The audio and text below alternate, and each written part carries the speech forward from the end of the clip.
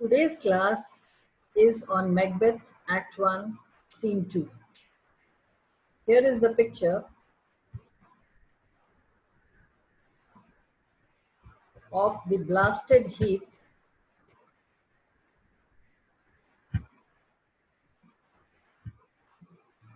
and I've shared a few pictures from British Museum. It talks about, or it reveals, it shows you an artist's impression of the three witches from Macbeth. It is by James Henry Dixon. Now, the second scene of the first act opens in the king's camp near Forres, a little town in the north of Scotland. In the scene, there is an alarm within. It is a stage arrangement where a sound is produced off stage to create the noise of the battle. So the king, his sons, Lennox, the noblemen, attendants, and a bleeding sergeant are present. There is complete reversal in the scene from the first scene, which is filled with fog and fill the air of the three hags, the three witches, to the order and grace of Duncan's royal staff.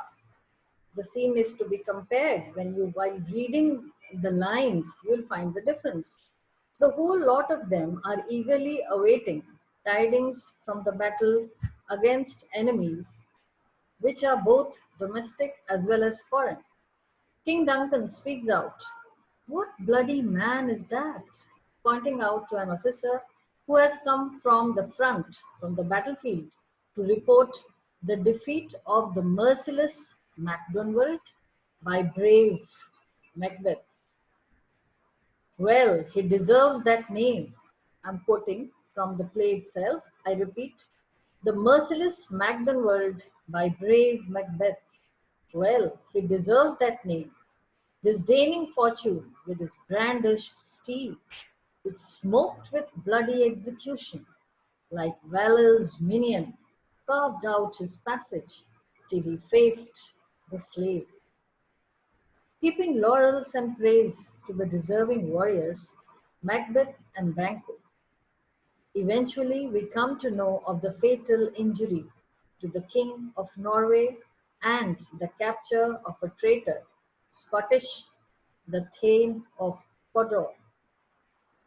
King Duncan's use of the word bloody, it smacks of blood, which is going to be the scene of the whole play. It is already dark, gloomy, and another color would be added to the play, and that would be the color red of the word blood. And this is probably the first reference to the inherent violence in this play. Now, the violence is not an end in itself. An audience's attention is directed towards questions on moral and philosophical inquiry in the story. Macbeth is introduced as the upholder of peace and harmony of the country. He has quelled the invasion of Norway, punished the traitor Macdonald and Thane of Cawdor. The graphic detail of the injured officer about Macbeth is given painstakingly. But remember, one line stands out.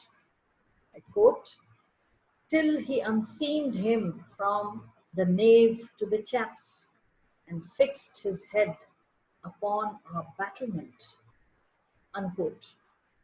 Now, this line speaks volumes about the macabre, barbaric, and scary streak in Macbeth.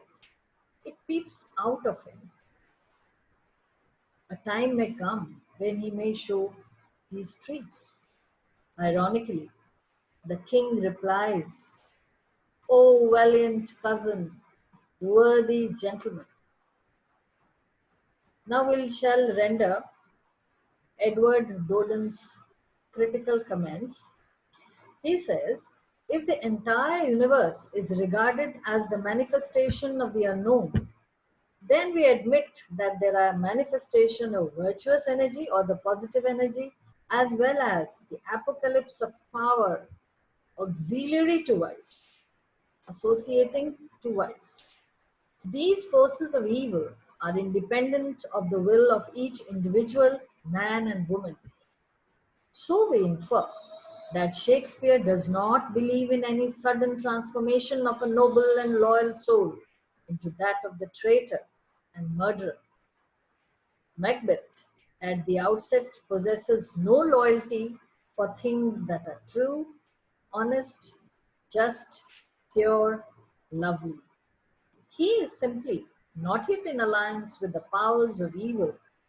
He has aptitudes for goodness and aptitudes for crime. Shakespeare felt profoundly that this careless attitude of suspense or indifference between virtue and vice cannot go for long. The kingdom of heaven suffers violence, and the violent take it by force. Those who lack energy of goodness and drop into a languid neutrality between the antagonist spiritual forces of the world must serve the devil as slaves if they will not decide to serve God as free men. Thank you.